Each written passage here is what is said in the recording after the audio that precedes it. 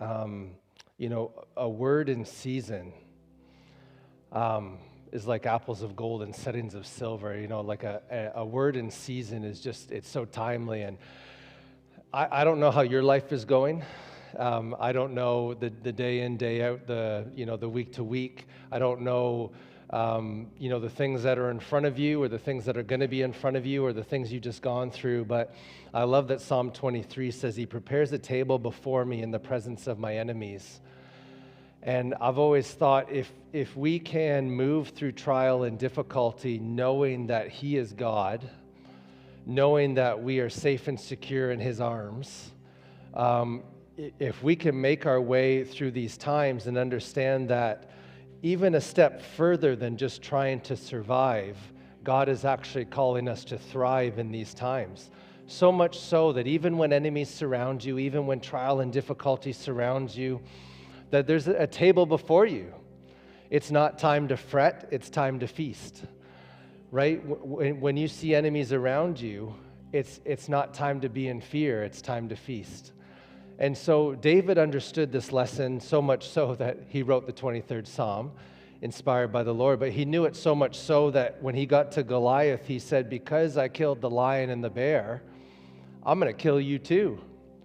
So what had happened is, I can't imagine what this would have been like. I can't imagine me outside with our chickens in the backyard and a black bear come up and me be like, I got to kill this to protect our chickens, right?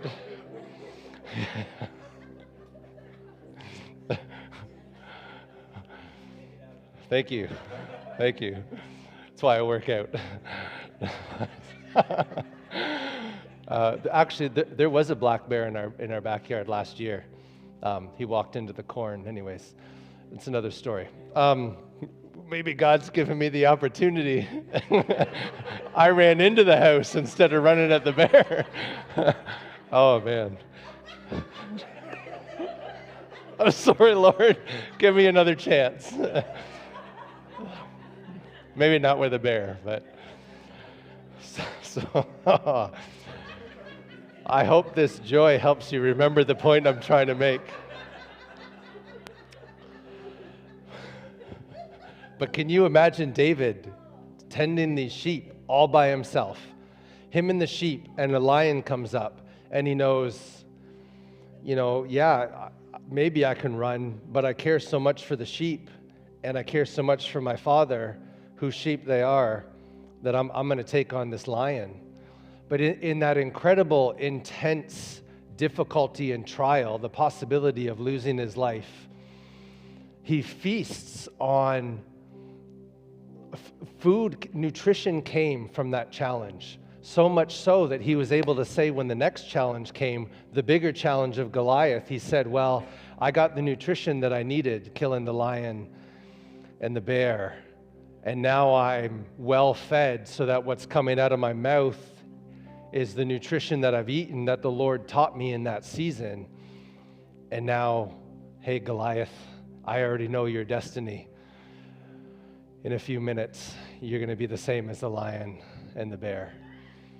And I just think, like, if you need to write down that verse as a reminder, if you need to put it on a bumper sticker and stick it on the car or the person next to you, if you just need to remind yourself so that next time you face a trial, your initial reaction is, wait a second, there's a meal here for me. God's looking after me. He's equipped me to overcome. It's who He's made me to be, and I need to look for the meal. Where's the spiritual nourishment that He's called me to partake in? So, I'm not surprised when we face trials, when we face difficulties, because what it does is it better equips us for the Goliath that's coming in the next season. If you want to be a person of accomplishment, if you want to be a person that, runs and accomplishes things for the Lord, then you'll face lions and bears, and you'll face Goliaths, and you'll face these things that are part of the journey. But you'll have to learn the nutrition that's in each of those seasons to make sure that God can promote you into the next season. Imagine if David went and saw Goliath and didn't have the lion and the bear to lean on. If he was promoted too early, or he was promoted to a bigger sphere of influence, promoted to more responsibility than he could handle, it wouldn't have gone so well. That was the sermon before the sermon. If you have your Bibles, turn to Ezekiel with me. I wanted to go back here. Ezekiel chapter 2. God is, I can't read what I wrote. God is continuing to equip us for large impact. I don't mean just us in this room, and I don't just mean you as an individual or me as an individual, but us as a church in the earth. He's continuing to equip us to make the impact that he's looking for in this generation. I want to be a generation that generations after us talk about, that say, look at the bold and courageous people they were, look at what they accomplished. You know, if Hebrews 11 was rewritten or there was another chapter on the Hall of Faith, I'd love this generation to be in it because of the opportunity in the state of the world. The opportunity that's before us right now is huge. We have an incredible opportunity to make an impact. And so, you know, I'm not surprised the Lord keeps inspiring me to preach sermons like you're going to hear, but I wanted to lay the foundation of that. I want to look at, did I say Ezekiel already? Ezekiel chapter 2. I want to look at Ezekiel's preparation, the call that comes to Ezekiel to prepare him for ministry. And, you know, when I say ministry, I'm not talking about standing up here behind this music stand, you know, talking. When I talk about ministry, I'm not talking about the 2 hours between 10 and noon, maybe a little after noon today. Just kidding. The 2 hours between 10 and noon on a Sunday morning, I'm talking about that person you meet in the grocery store. I'm talking about when you walk around your neighborhood and the people you bump into when the Lord highlights a house for some reason and you just know that you've got to go and just say hello or talk to them. I'm talking about the ministry that happens day to day. You know, the way Jesus and the disciples did it. How many times in the Gospels does it say, as they went, they came across this, or they came across that, or there was a funeral, and so Jesus raised someone from the dead, and, you know, that's ministry. You know, ministry happens here, but there's a lot more hours in the week that happen out there that happen in here. You know, I pick on Dennis a lot, rightfully so, but I pick, see you, Dennis. No, I pick on Dennis a lot because I love his gift of encouragement. And if I asked you if you've had a word from Dennis or an encouragement from Dennis, or if he's been an encouragement from you, if I asked you to raise your hands, a lot of hands would go up in this place. And that's just because Dennis is being who he is.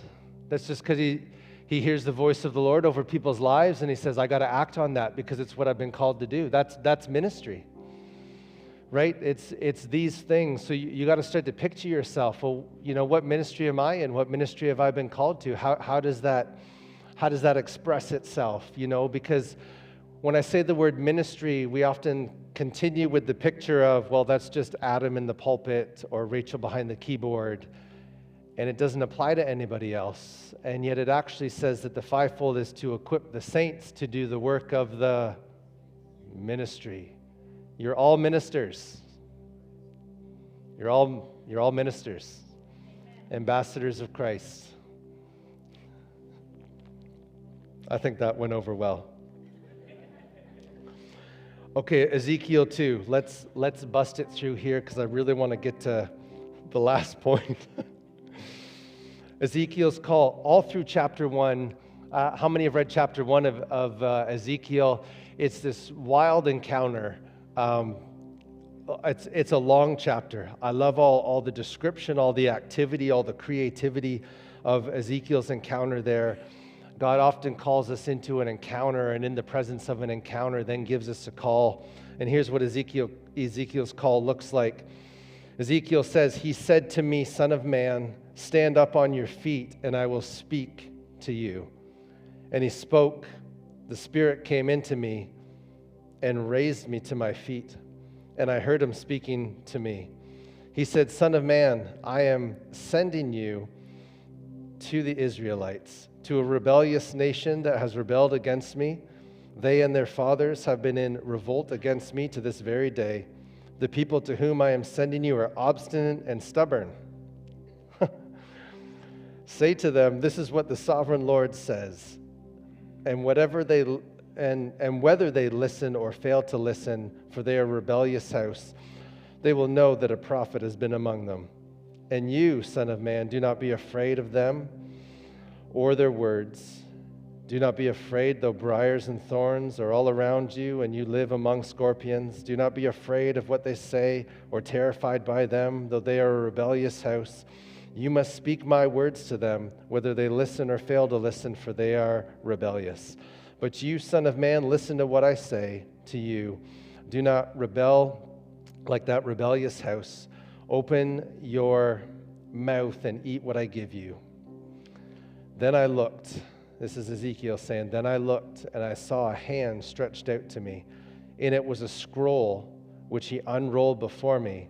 On both sides of it were written words of lament and mourning and woe.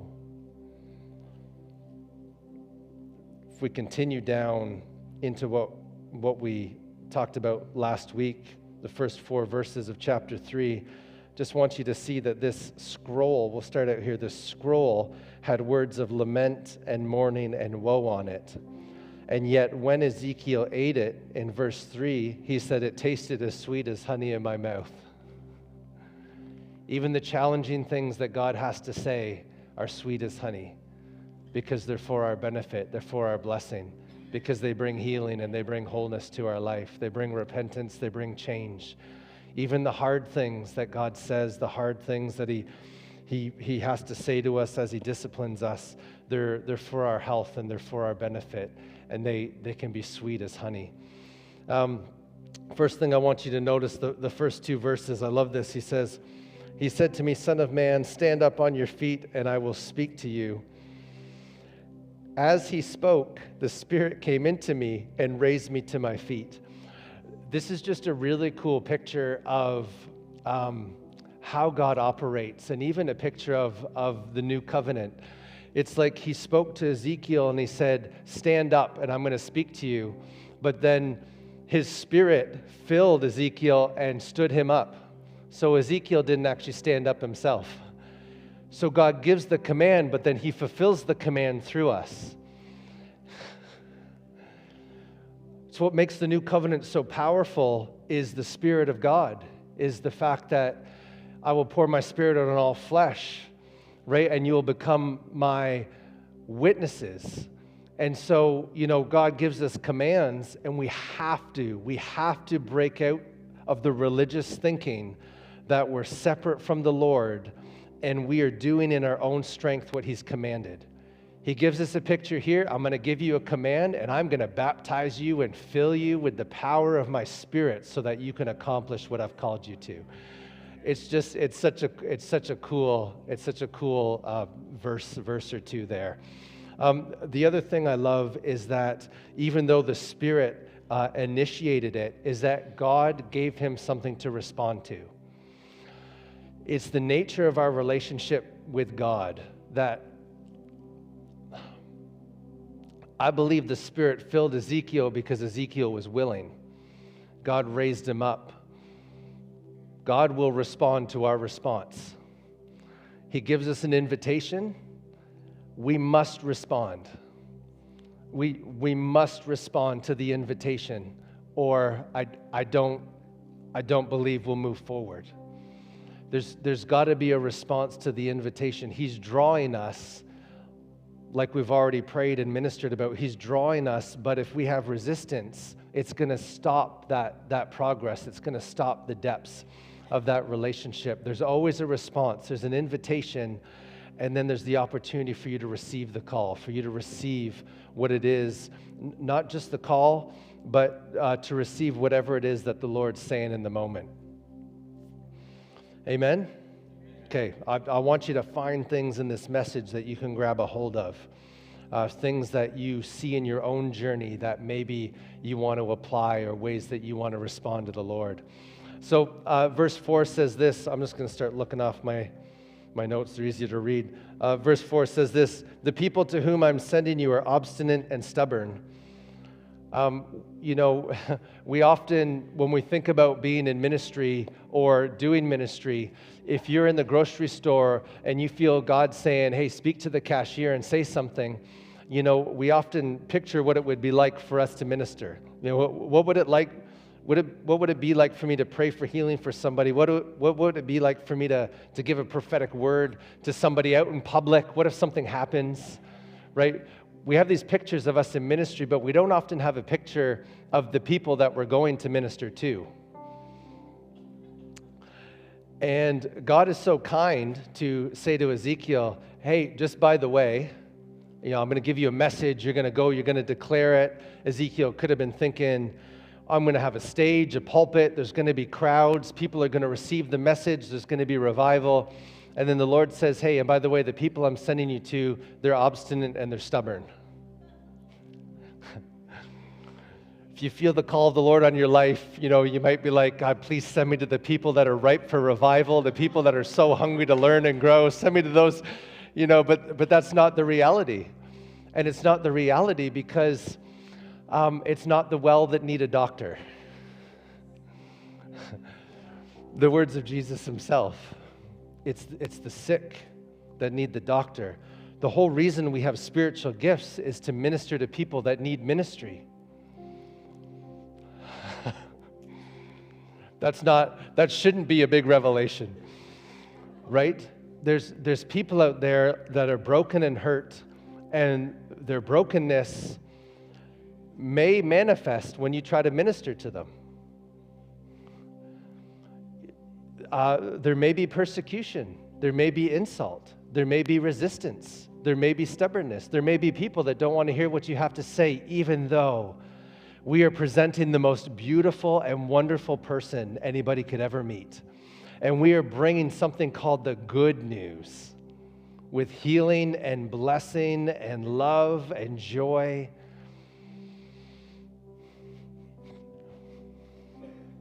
The very nature of ministry is to reveal the Lord and his kingdom, and it's usually in places where ministry is needed. God sends light into the darkness. Your prayer life's going to change, isn't it? Not just, God, I want to be in ministry, but yeah, bring me those hungry people. Has anybody ever told you ministry is easy? I'm just wondering. But on the other side, it's not hard if you do it in the power that you've been given, if you do it under the grace that he gives, if you run in your lane.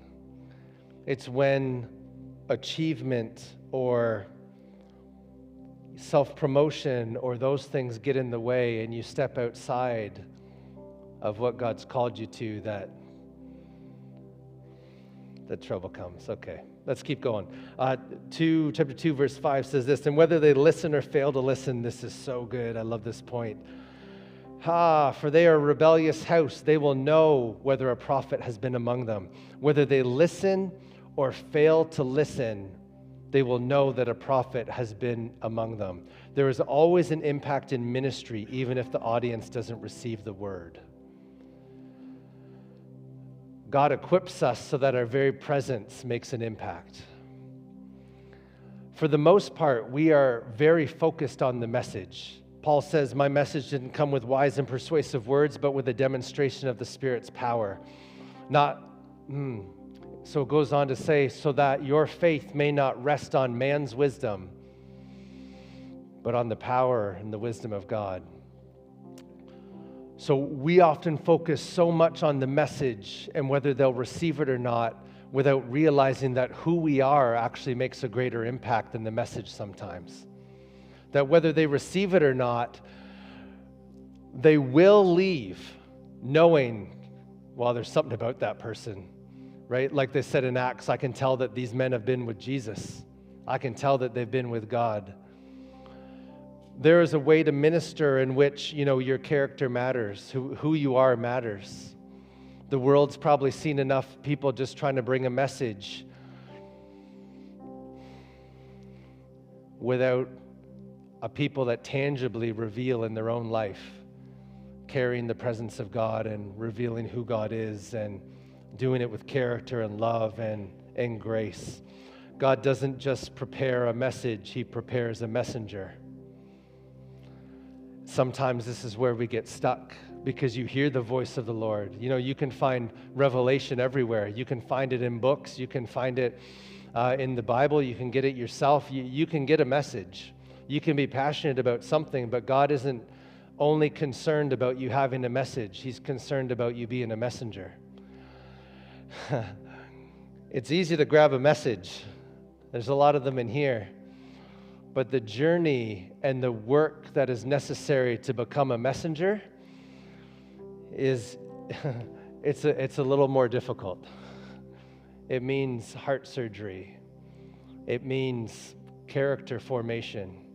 It means leadership development in these areas.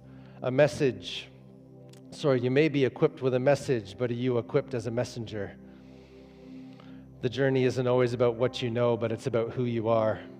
Look, if the receiving of a word was in question, which it is here, whether they receive it or not, it's, we don't know. God's speaking to the messenger saying, I don't know if they're going to receive it, whether you receive it or not.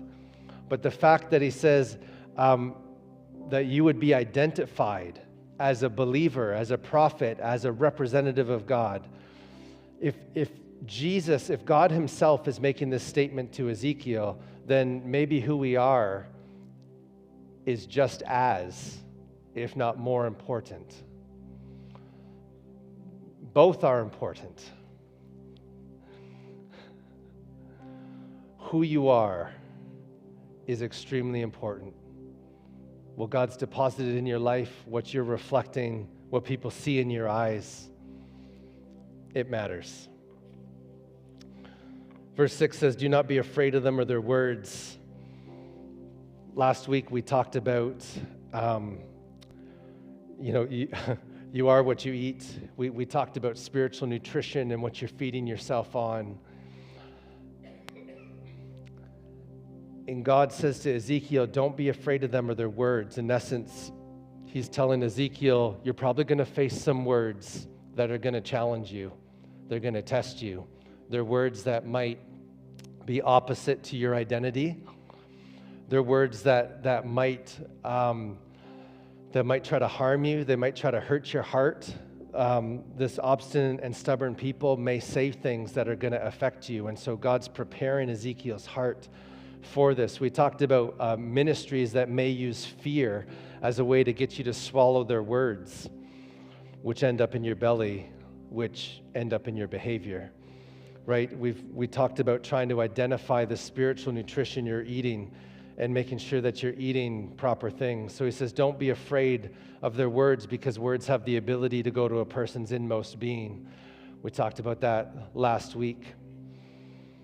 So in this passage, we see this battle of he's eaten a scroll that tastes like honey, words of the Lord, but then there's going to be a lot of words coming from the crowd, from the people that you've been called to. There's going to be a lot of statements that just aren't true. There's going to be attacks on who you are. Make sure that you continue to swallow the words of the Lord. Eat the honey. Eat what he's saying to you.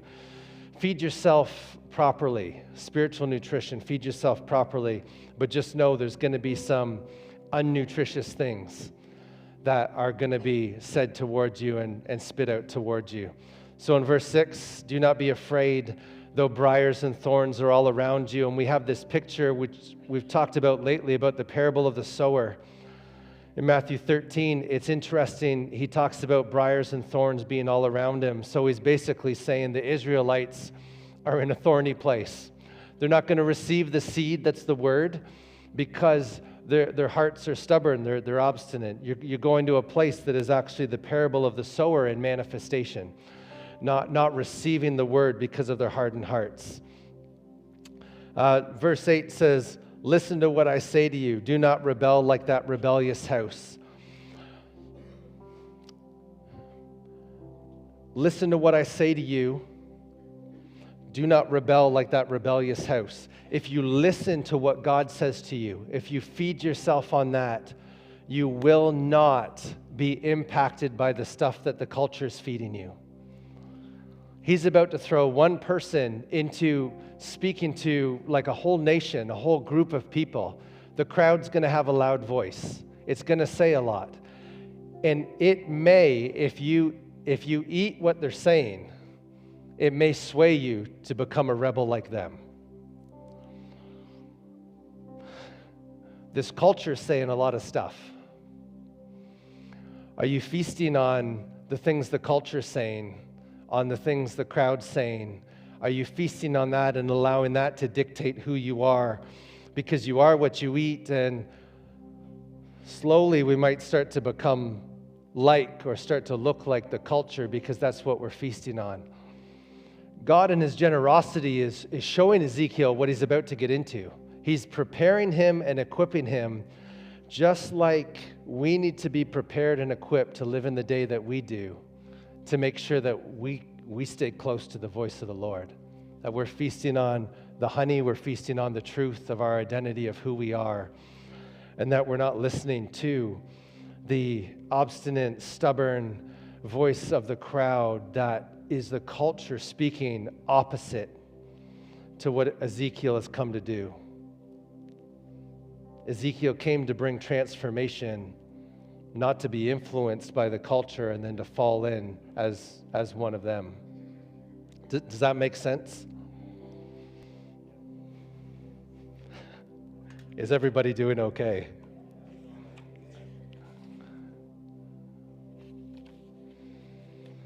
We talked last week about 2 verse 8. We've only got a couple points left. Chapter 2, verse 8, open your mouth and eat what I give you. Not open your mouth and speak. Open your mouth and eat.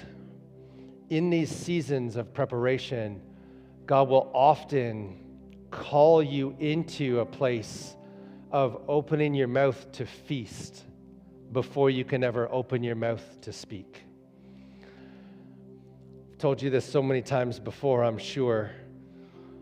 The first incredibly powerful encounter I had with the Lord was at a camp, and I came home from camp, and God had somehow made a way that in the summer there was nothing going on for me. And it's actually this very Bible, it's the same Bible I still have, that I'd sit and read 2, 3, 4 hours a day, just at a time. Out of that encounter with the Lord, I got so hungry to read the Bible that he hid me away for a season so that I could digest what he says to me, what he says to mankind, so I could digest this word. I didn't literally do it. As an illustration, I feasted, I ate the word. Sometimes I'd put it on my head and hope that it would absorb in. That osmosis doesn't work, I'll tell you. But I tried it with faith. I feasted on the word, and there's this season of equipping where you need to get this, feast on this so much that's what you become. It goes down to your inmost being, and that's what you become, so that when you go to the people that he's called you to, that they won't impact you because you feasted on this, that season of feasting. Have you had your season of feasting? Are you continuing to feast?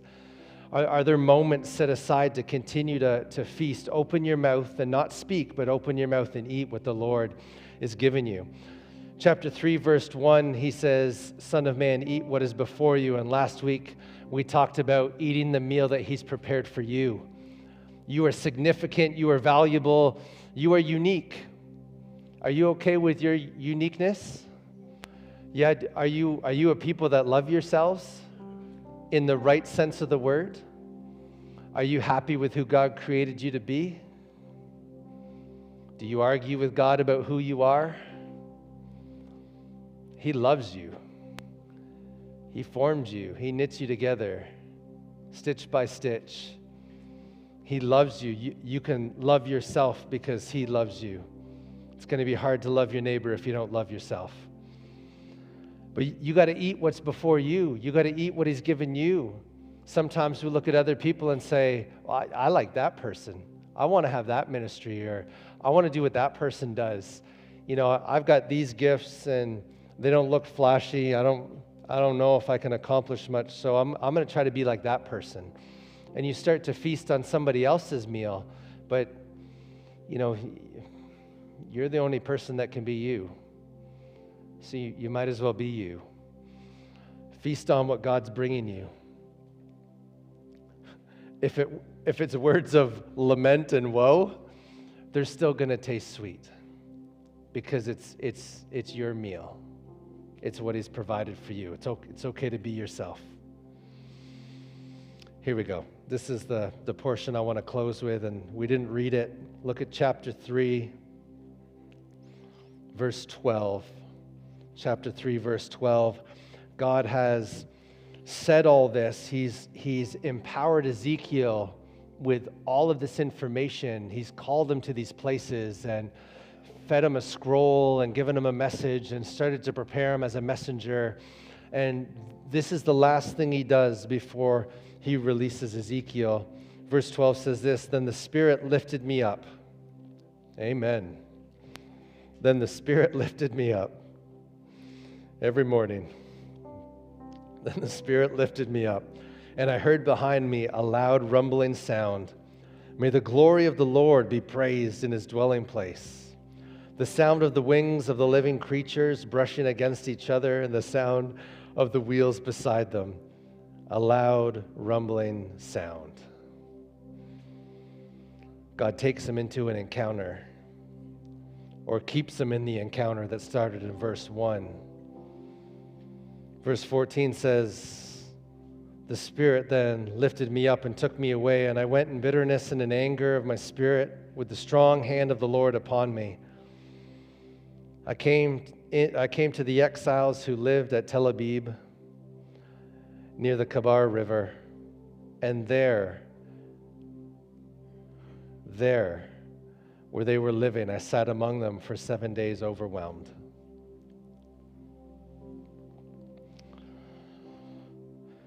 God brings Ezekiel into this encounter, and the impact of this encounter is that Ezekiel is overwhelmed. For 7 days, he sits with the effects of this encounter. He sits with meeting God in this incredible way, and he's impacted so much that he's overwhelmed. God not only prepared Ezekiel with a message, eating the scroll, but He prepared him as a messenger through encounter by being overwhelmed.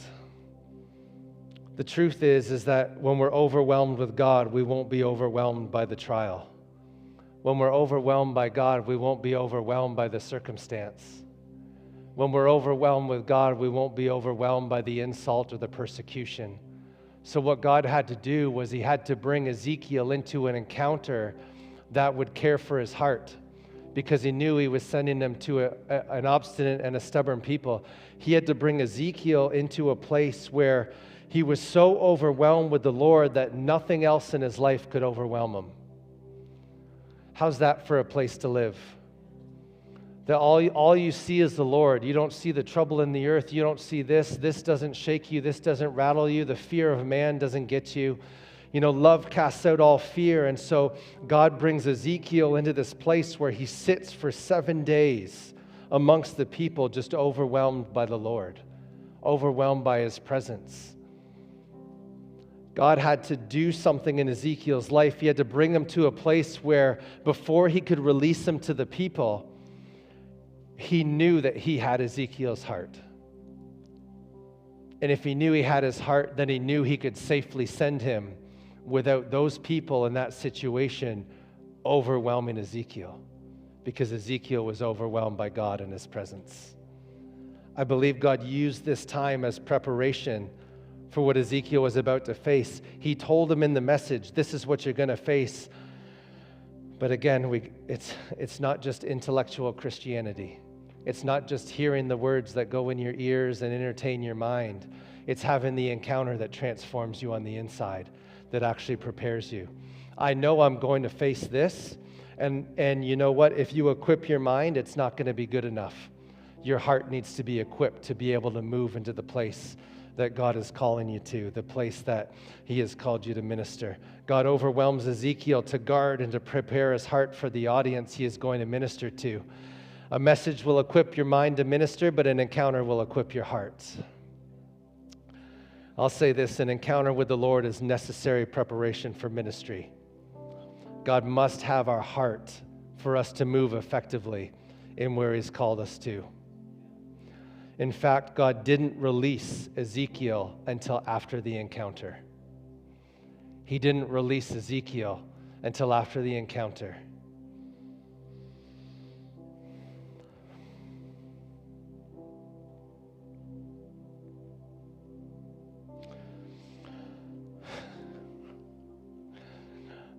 Let me share this.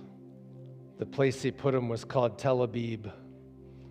And that word in this place where the exiles were, Tel Aviv, in Babylonian is translated the mound of the flood. The mound of the flood. That place, Tel Aviv, was known for the destruction, the disaster. It was known as a place that didn't carry value. It wasn't worth anything. It had faced destruction and it hadn't been rebuilt. But that same place, Tel Aviv, it's the same term, Tel Aviv. We understand that city. But in Hebrew, Tel Aviv means this. It means hill of grain. Hill of grain is a lot different than mound of the flood. What's the application? It's that the word of the Lord, when it comes, when the call comes, when the word of the Lord comes with the message and the encounter comes with the messenger, it not only transforms a person, but it transforms an area. It transforms a land. It transforms a nation. It goes from being a mound, which has no distinction, a mound identified, that area was identified as a place of destruction and devastation. And then after the word of the Lord comes to it, it's now a hill. Now has identity and not just a hill of nothing, it's a hill of grain. In the parable of the sower, the seed, the grain was known as the word of the Lord. The word of the Lord came and it transformed the area. Do you want to be a person today that can transform an area, that can transform your workplace, that can transform your neighborhood? Yeah. Would you close your eyes and would you stand with me this morning?